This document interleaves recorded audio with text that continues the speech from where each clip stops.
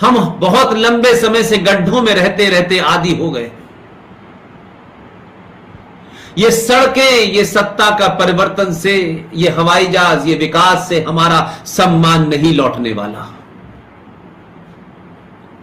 जो हजारों साल से तकलीफ हमारे पूर्वज, हमारे पिता माता, उनके पूर्वजों के अंदर जो एक दर्द है, जो हर्ट है, वो जनरेशन टू जनरेशन आगे चल रही है। आपके पास कुछ ना भी हो, ये भौतिक सुख की चीजें ना हो, मकान ना हो, तब भी आप, अगर आपका इतिहास, अगर आपके पूर्वज महान थे और इस बोध में है कि हां हमारे पूर्वज महान थे, तब भी आपको भूख लगने के बावजूद भी आपके अंदर एक ताकत होती है, एक शक्ति का संचार होता है। इसलिए आप हर संकट से लड़ लेते हैं।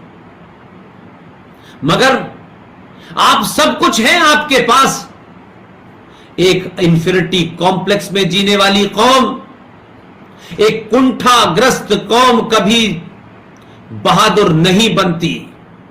वो समझौते करती है, जीने के नए नए रास्ते निकालकर समय तो काट लेती है। इसलिए कहीं कोई दंगाई, कोई जिहादी आपका घर जलाता है, आप वहां से भाग करके कहीं और चले जाते हैं। आपकी बेटी को उठा के ले जाता है, आप कंप्रोमाइज कर लेते हैं। आप प्रतिकार नहीं करते, न शब्दों से करते, न इंटेलेक्चुअली करते, न समाज में करते। आपको लगता है कि कहीं मुझसे कोई नाराज ना हो जाए। सनातनियों, तुम्हें कब से डर हो गया कि कोई व्यक्ति विशेष तुमसे नाराज हो ना हो? तुम उसकी चिंता करो कि जिसने तुम्हें पैदा किया है वो तुमसे नाराज ना हो जाए। अगर तुम्हें उसकी नाराजगी की चिंता होगी तो दुनिया में कोई तुमसे नाराज हो जाए, उसका कोई फर्क नहीं पड़ सकता। इसलिए मैंने कहा कि आज मैं देखता हूं छोटी छोटी बात पर, नहीं साहब हमें ऐसा रहना है, ऐसा दिखना है, हमें ऐसा नहीं कहना, हमें फला करना है, मैं इसमें यकीन नहीं रखता। बहुत लोग बड़ा दावा करते हैं, अरे मेरा बचपन से लेके मेरी जवानी और जवानी के बाद से इतने समय तक जिन सबको पिछले 50 साल में कमाया था, दोस्ती में, मोहब्बत में, घर में, पड़ोसी में, सब मेरे खिलाफ हैं, सब मेरे साथ नहीं है।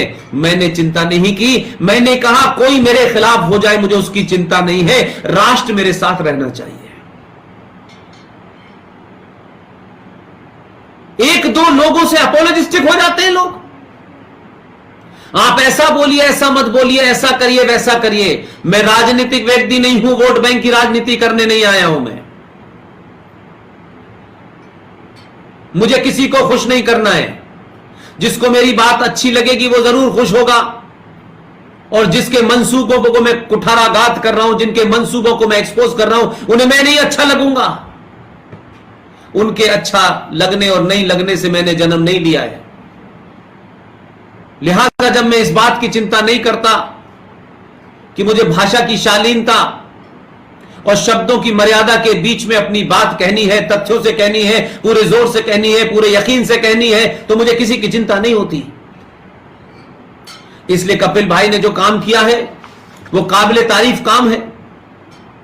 मैं कपिल भाई को, उनकी टीम को और हजारों हजार संघ के कार्यकर्ता, हजारों हजार संघ के प्रचारक जो दुनिया भर में हिंदुत्व की और सनातन की रोशनी जगाने के लिए पीढ़ी दर पीढ़ी खप रही है, यह सिलसिला बंद नहीं होना चाहिए, यह सिलसिला चलते रहना चाहिए। जिस बुनियाद पे 1925 से हम चले थे, हमारे पूर्वज चले थे, यह यात्रा नहीं रुकनी है। इस यात्रा में रास्ता कैसा भी हो, रास्ते बदले जा सकते हैं, रास्तों से थोड़ा दाएं बाएं हुआ जा सकता है, लेकिन लक्ष्य नहीं बदलना चाहिए। आज पूरे देश में बहुत सारे लोग बोलते हैं, अपनी बात कहते हैं, हमसे भी पूछते हैं, हम भी खुलेआम कहते हैं भाई। बहुत लोगों ने कहा हमारे जीवन के 12 साल पाकिस्तान की नौकरी करने में कटे, लेकिन सवाल खड़ा हुआ कि पाकिस्तान नौकरी करने वैसे ही गए थे जैसे बीबीसी में नौकरी करते थे। लेकिन हमारे विरोधियों ने जब हमने पाकिस्तान नौकरी की तो बहुत सारे वो लोग जो बड़े अल्ट्रा अपने आप को बहुत महान कहते हैं, उन्होंने तब भी हमारे ऊपर आरोप लगाया कि आप तो आईएसआई के एजेंट हैं।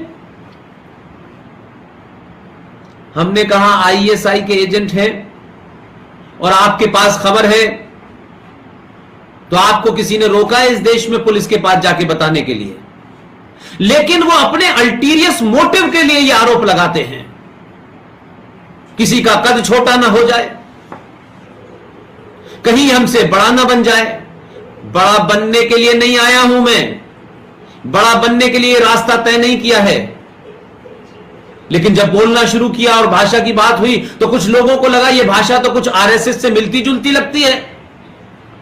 तब भी लोगों ने कहा कि साहब अब तो ये आरएसएस का एजेंट है। तो मुंबई की एक सभा में मैंने खड़े होकर कहा, भाई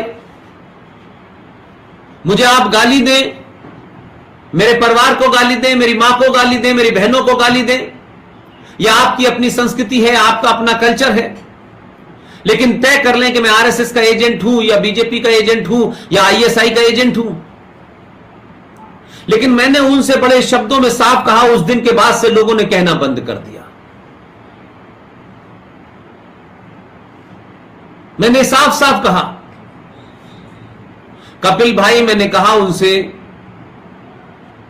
आरएसएस के बारे में मुझे शायद बहुत ज्यादा जानकारी नहीं है, जितनी है उतने से ही मैं संतुष्ट हूं। आरएसएस का मुझे एजेंट करने वालों का मैंने यह कह के मुंह बंद कराया, आरएसएस भारत में है, भारत के अंदर भी काम कर रही है, भारत के बाहर भी काम कर रही है, उनके कार्यकर्ता पूरी दुनिया के सामने हैं। आरएसएस का एजेंट होना फिर भी गर्व की बात है, कम से कम जैश ए मोहम्मद और लश्कर ए तोयबा के तो एजेंट नहीं है। तो सवाल यह है कि हमें अपनी भाषा में अपोलोजिस्टिक नहीं होना है। ये जो आरोप लगता है, ये राइट विंग सरकार आ गई है, नाथूराम गॉडसे के हत्यारों की सरकार आ गई है, इससे विचलित नहीं होना है।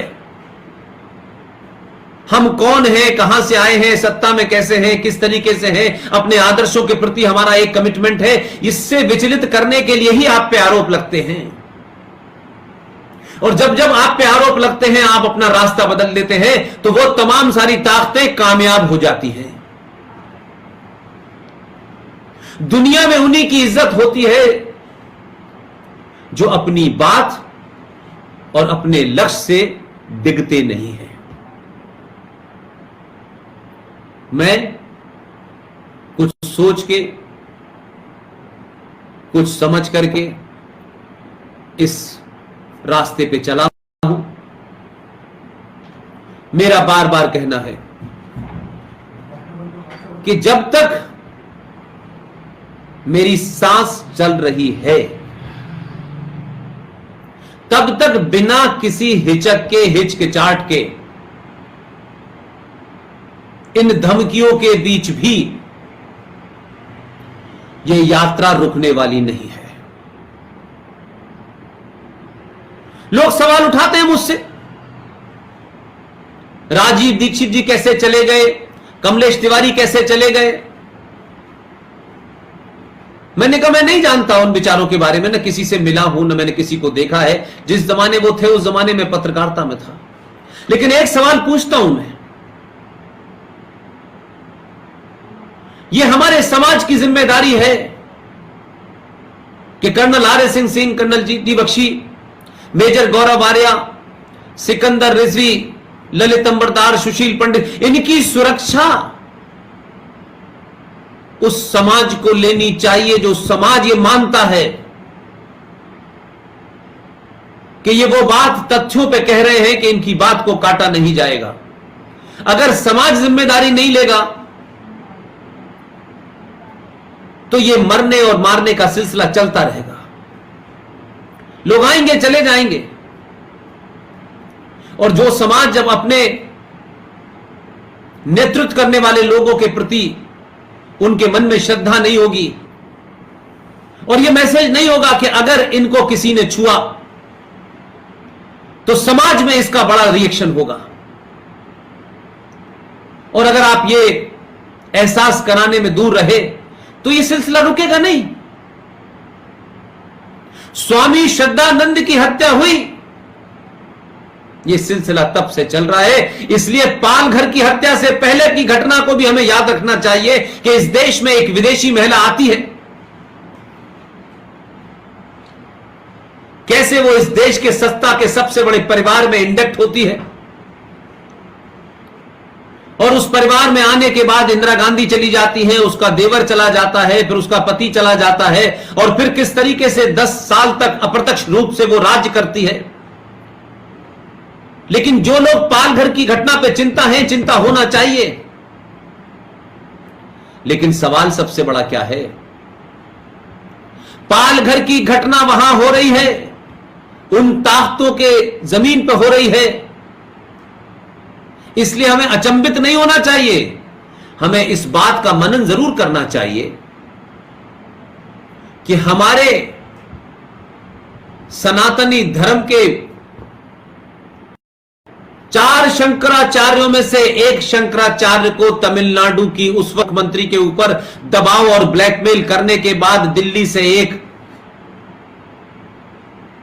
भारत विरोधी ताकत जो सत्ता के संस्थान में 10 साल से बैठी थी, उसके कहने पर शंकराचार्य जी को, भारत के इतने महान पुरुष को, जो हमारी नाक है, हमारा सर है, हमारा सम्मान है, उनको जिस तरीके से फंसाया गया और फंसा करके उनको बलात्कार के केस में डाला जेल में, उनकी मृत्यु हो गई, समाज नहीं बोला।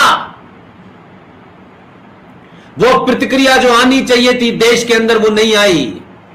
देश के खिलाफ गद्दार जो सत्ता में भी हैं, जो संसद में भी हैं, जो व्यवस्था में भी बैठे हुए हैं, हमने उनके प्रति प्रतिकार नहीं किया और छोड़ दिया कि सारा काम सरकार का है। अरे सनातन के मानने वालों, आदर्श में जीने वाले लोगों, ये आदर्शवाद, ये सत्ता व्यवस्था, पुलिस, कानून, ये तमाम सारी चीजें उस समाज के लिए होती हैं जो आदर्श समाज होता है। आप आदर्श समाज में नहीं रह रहे हैं, आप एक भीड़ तंत्र में हैं, जहां चंद लोग आपकी बस्ती की बस्ती लूट लेते हैं। चंद लोग सरकारों को डराते हैं, न्यायपालिका को डराते हैं, संसद को डराते हैं। ना उनका उन्हें पुलिस से डर था, ना सुप्रीम कोर्ट से डर था। एक नाजायज तरीके से दिल्ली में एक धरना दिया गया और उस धरने को सुप्रीम कोर्ट ने वो हटाने के लिए इंटरव्यूकर भेजे कि वो ठोड़ियों में हाथ डालें कि भैया हां से हट जाओ। क्या इस देश में आपने हिंदुओं और सनातनियों कोई दूसरा धरना कभी देखा कि वो धरना हो रहा हो और सुप्रीम कोर्ट ने आपसे आदमी भेजा हो कि आपकी मांग क्या है, आप क्यों हटेंगे और नहीं हटेंगे? इसी सुप्रीम कोर्ट ने जंतर मंतर के ऊपर एक निर्णय लिया है कि यहां पर धरने प्रदर्शन होंगे और एक समय में उस जंतर मंतर के ऊपर 1000 से ज्यादा लोग नहीं होंगे। लेकिन फिर इस देश में जंतर मंतर पे धरना नहीं दिया गया, धरना ऐसी जगह दिया गया जहां उनके लोग थे और उन्होंने सड़क जाम रखी, लेकिन उसको खुलवा नहीं सकी, न सरकार खुलवा सकी, न व्यवस्था खुलवा सकी, न न्यायपालिका खुलवा सकी। क्या आज देश की मेजोरिटी के सामने जिस किस्म की मिसाल तय की जा रही है कि जो गुंडा है, जो बदमाश है, जो देश को तोड़ देगा, जो अस्त व्यस्त कर देगा, जो दुनिया भर में हालात खराब कर देगा, सरकारें, सत्ता व्यवस्था, न्यायपालिका उन्हीं के सामने झुकेगी? ये परपाटी गलत है।